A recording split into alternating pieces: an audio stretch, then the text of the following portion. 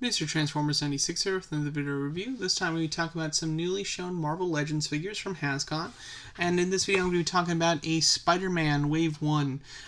So this says Spider-Man Wave 1 2020. I assume they mean 2021. But this is a cool wave. It does have a Build-A-Figure that's been heavily teased, but we have a full reveal of it.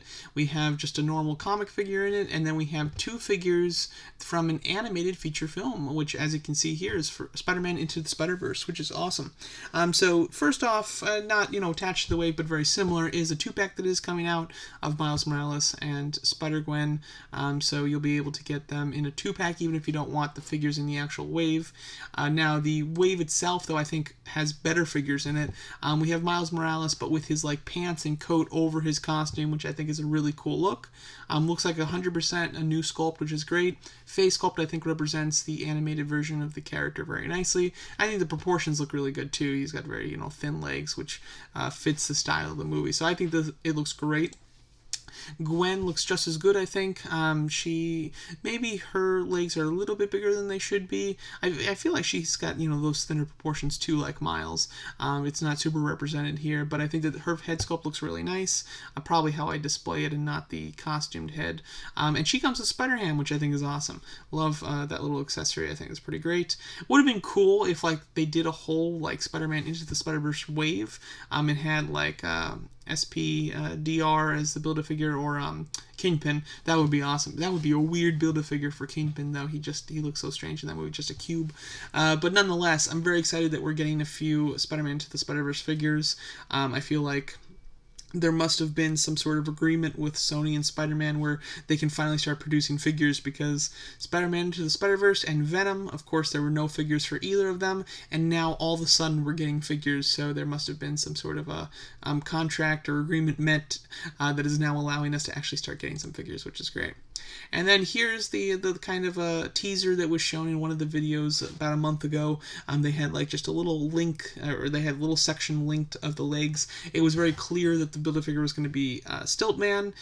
They announced that 2021 would see the biggest Build-A-Figure ever, and it seems like they're just talking about height-wise, because although this is a very tall Build-A-Figure, he's not particularly big.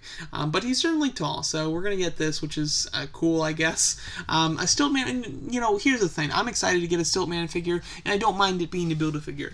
But they hyped this as the biggest Build-A-Figure of the year, and that just seems like such a cheat, because, figure-wise, he's not that big. He's got very thin legs, and even though you can make them long, that doesn't do a whole lot, and it's just the same piece over and over and over, too. So I find it very annoying how they hype this figure, but nonetheless, I'm happy to get a Stilt-Man figure. I think that the figure himself looks good. He comes with a briefcase and a gun, apparently.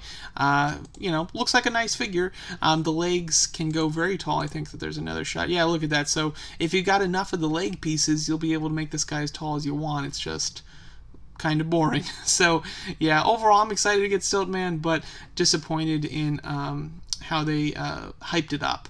And then the other figure in the wave that's just kind of a comic figure is a Hand Ninja, which is cool. One thing that's really nice that I like about this, to some degree, is the fact that the Hand Ninja, he's an army builder kind of character, and he comes with the legs. So I think that was smart. That allows you to be able to, if you army build the Hand Ninja, you'll be able to get a lot of pieces for Stilt-Man.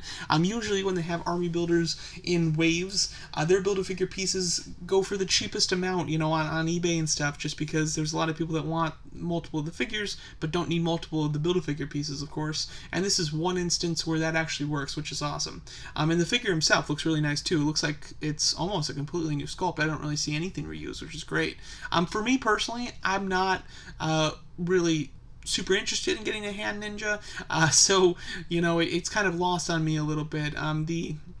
The Hellfire Club soldier that they just released, that would have been a great one to come in this wave, or an AIM soldier, or a Hydra soldier. I'd be fine army building those, but Hand Ninja I don't really need money of. But nonetheless, I think that it's a clever idea to include the army builder for the BAF pieces that actually are the ones that can be extended.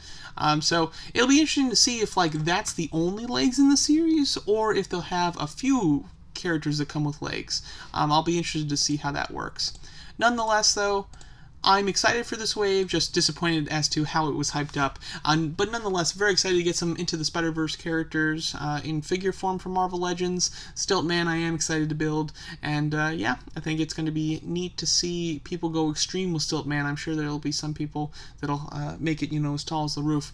But nonetheless, I think it's a wave that's on a good start. I'm very excited to see the rest of the figures in it. Hopefully there's some good classic Spider-Man villains as well.